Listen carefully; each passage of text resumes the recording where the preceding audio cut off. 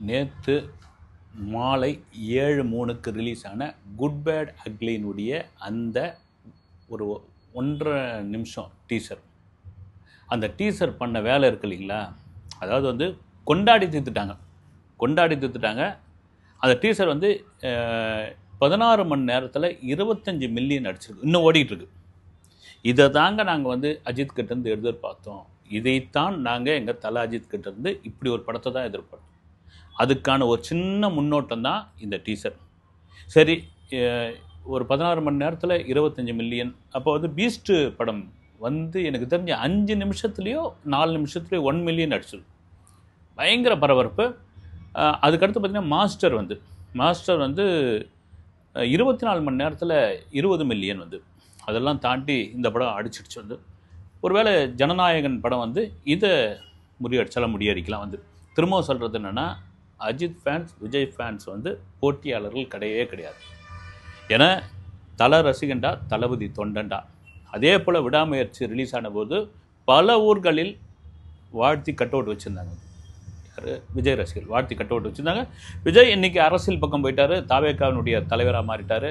ஒரு 250 கோடி ரூபாய் சம்பளத்தை வேணாம்னு சொல்லிவிட்டு ஒரு புகழின் உச்சியில் இருக்கும் பொழுது படத்துக்கு பிரேக் பண்ணிவிட்டு நான் வந்து அரசியல் கட்சி தலைவராக இன்றைக்கி ஒரு பெரிய மாநாடு நடிச்சாச்சு. அப்புறம் வந்து பரந்தூர் விமான நிலையம், அதை தாண்டி வந்து சமீபத்தில் நடந்த அந்த 2ஆம் ஆண்டு துவக்க விழா, பிரசாந்த் கிஷோர் நேஷனல் லெவலில் அப்படி போயிட்டுருக்காரு. இன்னொரு பக்கம் பார்த்திங்கன்னா, அஜித் வந்து எப்போ பார்த்தாலும் ஒரே மாதிரி இந்த சென்டிமெண்ட் படம் தான் பண்ணிகிட்டு இருப்பாரா, அவர் ஃபேன்ஸுக்கெல்லாம் படம் பண்ண தெரியாதா அப்படின்னு கேட்டதெல்லாம் ஒட்டு மொத்தமாக அடித்து நொறுக்குன மாதிரியான ஒரு விஷயம். இப்போ என்னென்னா, அந்த டீசரை வந்து எடுத்து அக்கு வேற அணி வேற பிரித்து மேய்ச்சிக்கிட்டு இருக்காங்க, டீகோட் பண்ணிட்டு இருக்காங்க.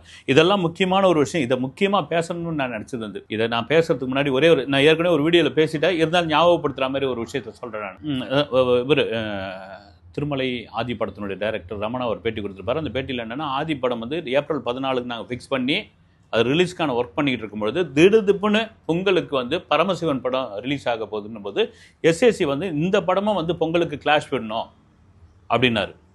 அது ஒரு 10-15 நாளில் போஸ்ட் ப்ரொடக்ஷன் நாங்கள் முடித்தோம். அப்புறம் 2 படமும் பொங்கலுக்கு ரிலீஸ் ஆச்சு, கிளாஷ் ஆச்சு. 2 படமும் பெரிய ரிசல்ட் இல்லாமல் போச்சு. எதுக்கு சொல்ல வரேன்னா, விஜய் அஜித் விஜய் இந்த போட்டி தாங்க சரியான போட்டி. சரி, இடையில கூட ரஜினி படம் கூட வரட்டும், கமல் படம் கூட வரட்டும், அந்த போட்டி சரியான போட்டி. ஆனால் எந்த நம்பிக்கையில் தனுஷ் வந்து இட்லி கடைக்கு வந்திருக்காரு, இட்லி கடையை கிளாஷ் விடுறாரு, இட்லி கடையை அதே ஏப்ரல் 10ஆம் தேதி ரிலீஸ் பண்ணுவேன்னு சொல்கிறாரு அப்படின்னு தெரியல. நேற்றுலாம் பார்த்திங்கன்னா, சென்னை கோயம்பேடு ரோகிணி தேட்டரில் இட்லி குண்டான கட்டி தூக்கிட்டாங்க, ரசிகர்கள் தூக்கிட்டாங்க, வந்து பாரு இட்லி குண்டான் அப்படின்னு. இது எனக்கு தெரிஞ்சு பார்த்திங்கன்னா ஓவர் கான்ஃபிடென்ட்டோ அப்படின்னு எனக்கு தோணுச்சு வந்து.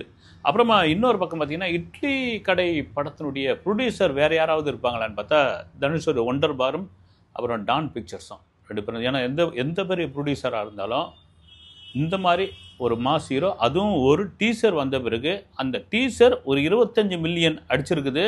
அந்த டீசரை வந்து அந்த ஃபேன்ஸ் வந்து கொண்டாடிக்கிட்டு இருக்காங்க, கொண்டாடி தீர்த்துட்டாங்க. அடுத்தடுத்த அப்டேட்டுக்காக வெயிட் பண்ணிகிட்டு இருக்காங்க. ஏப்ரல் 10ஆம் தேதி ஒரு சம்பவம் வெயிட்டிங்னு அவங்க காத்துக்கிட்டு இருக்காங்க. இந்த நேரம் கிளாஷ் பெற்றதை எந்த ப்ரொடியூசர் ஒத்துப்பாங்க? அவன் தனுஷுக்கு ஒரு ஃபேன்ஸ் இருக்காங்க, ஆனால் அஜித் ஃபேன்ஸோட போட்டி படுற அளவுக்கு இருக்காங்களான்னு இல்லை.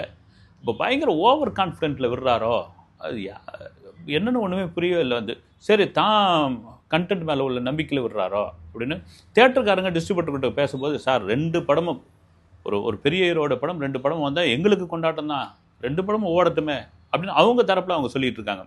ஆனால் தமிழ்நாட்டில் 1100 ஸ்க்ரீன்ஸ் இருக்குது. 1100 ஸ்க்ரீன்ஸில் கிட்டத்தட்ட 950 ஸ்க்ரீன்ஸு நாங்கள் அஜித் படம் தான் போடுவோம், குட் பேட் அக்லி தான் எங்களுக்கு வேணும் அப்படின்ட்டு ஆணித்தரமாக சொல்லுவாங்க.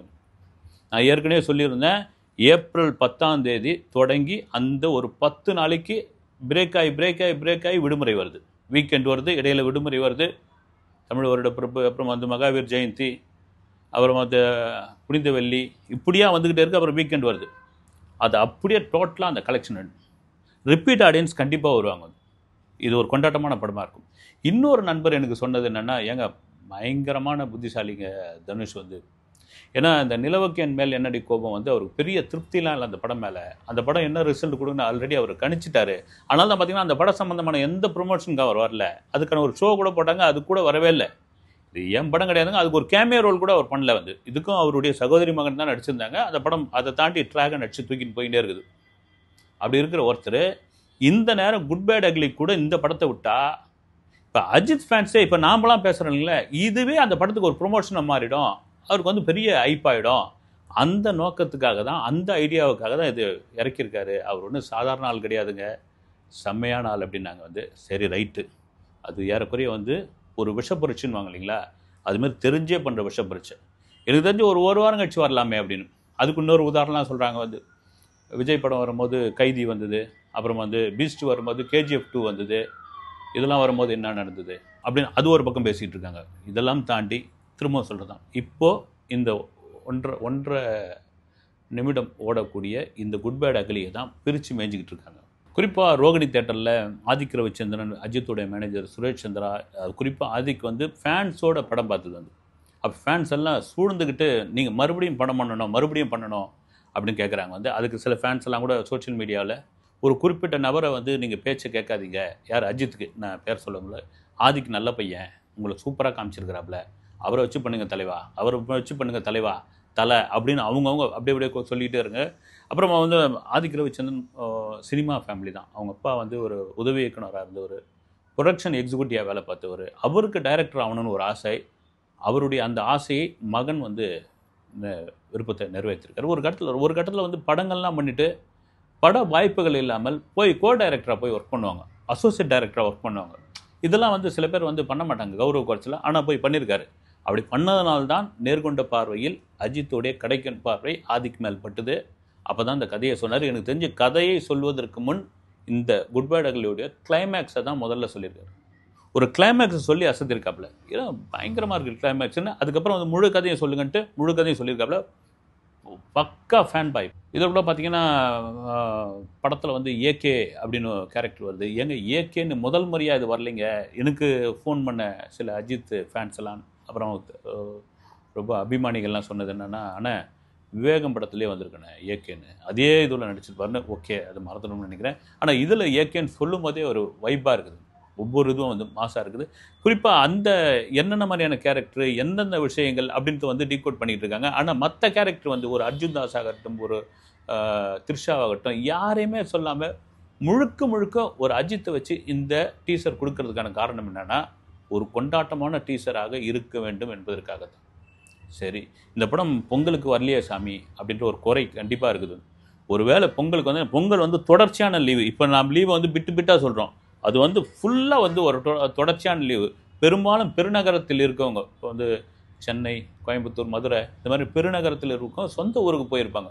அந்த சொந்த ஊரில் கொண்டாட்டமாக பார்த்துருப்பாங்க. ரைட், அதெல்லாம் சரி கட்டக்கூடிய விஷயமா இந்த படம் எவ்வளோ கலெக்ஷன் வரும் அப்படின்னு ஒரு அபிமானம் தான் வந்து இது வரைக்கும் விசாரிச்ச பிறகு. இதே வைப்பில் இந்த படம் இருந்ததுன்னா சாலிடாக ஒரு 3 நாளில் 500 கோடி அடிச்சிடும்.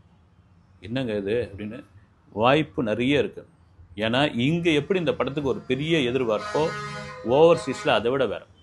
ஓவர்சீஸில் ஒரு ஓவர்சீஸில் ஒரு ஓப்பனிங் கிங் வந்து அஜித். நான் விடாமுயற்சிக்கு வந்து நீங்கள் எங்கெங்கேயோ என்னென்ன சொன்னீங்க, நான் ஓவர்சீஸ் பற்றி ஒரு புள்ளி விவரமே சொல்லியிருந்தேன். அதுவும் மக்கள் தொகை தமிழர்கள் குறைவாக உள்ள நியூசிலாந்து மாதிரியான நாடுகளில் ஒரு பெரிய வசூல் இந்த படம். ஆஸ்திரேலியாவில் எனக்கு தெரிஞ்ச தம்பி ஒருத்தர், பேர் வந்து ஹரிஷ் மாதவன், அது சொல்கிறாப்புல, அண்ணன் உங்கள் விமர்சனம் பார்த்துட்டு எங்கள் அம்மா போய் படம் பார்த்தாங்க. படம் பார்த்துட்டு இந்த படம் வந்து ஃபேமிலிக்கான படம், இது ஃபேமிலி ஆடியன்ஸ் பார்க்க வேண்டிய படம்னு மெல்பர்னில் போய் படம் பார்த்துருக்காங்க. அப்படி வந்து வெளிநாடுகளில் அந்த விடாமுயற்சியை கொண்டாடிட்டாங்க. ஏன்னா அது மாதிரி அவங்க ஃபாரின் படம் நிறைய பார்த்துருக்காங்க. வந்து இங்கே இருக்கிறவங்க தான் அது என்ன கதை ஏது கதை, கொண்டாட்டி வந்து வேற ஒருத்தர் கூட அஃபேராக இருக்காங்கன்னு வந்து ஒரு வீட்டுக்காரர் எப்படி ஏற்றுக்கிறான் அப்படி இப்படின்னாங்க. குட் பேட் அக்லிக்கு அதை தாண்டி ஒரு பெரிய வரவேற்பு. அதுக்கு காரணம் என்னென்னா, இந்த 1 நிமிடம் 30 செகண்ட் கொடுத்த இந்த டீசர் தான் ஒரே காரணம். ஓகே, இந்த படம் அந்த வசூலை பற்றி நம்ம சொல்லியிருந்தீங்களா, ஒரு 500 கோடின்னு. அப்போ இந்த தமிழ் சினிமாவில் வசூல் அப்படின்னு பார்க்கும்பொழுது எனக்கு தெரிஞ்ச ஹையஸ்ட்டு கலெக்ஷன் வந்து விக்ரம் படம் தாங்க. விக்ரம், அதற்கு வந்து பொன்னியின் செல்வன் 1, லியோ, அப்புறமா வந்து ஜெயிலர். எனக்கு தெரிஞ்சு ஜெயிலருடைய வசூலை இது முறியடிக்கணும்னு நான் எதிர்பார்க்குறேன். மற்ற படங்களை பற்றி நான் சொல்ல வந்து, ஒருவேளை இந்த படம் குட் பேட் அக்லி ஜெயிலருடைய வசூலை முறியடித்து நம்பர் 1 இருந்ததுன்னா, இதை முறியடிக்கக்கூடிய படமாக வந்து ஜனநாயகன் வந்தாலும் வரலாம். அதையெல்லாம் தாண்டி திரும்ப சொல்கிறது என்னென்னா, இந்த ஏப்ரல் 10 எப்போ வரும்னு காத்துக்கிட்டு இருக்காங்க அஜித் ரசிகர்கள். அவர்களைப் போலவே வந்து விமர்சகர்கள், நம்மை போல விமர்சகர்களும் ஒரு பக்கம் காத்துக்கிட்டு இருக்காங்க. ஓகே, அடுத்த வீடியோவில் சந்திக்கிறேன். நன்றி.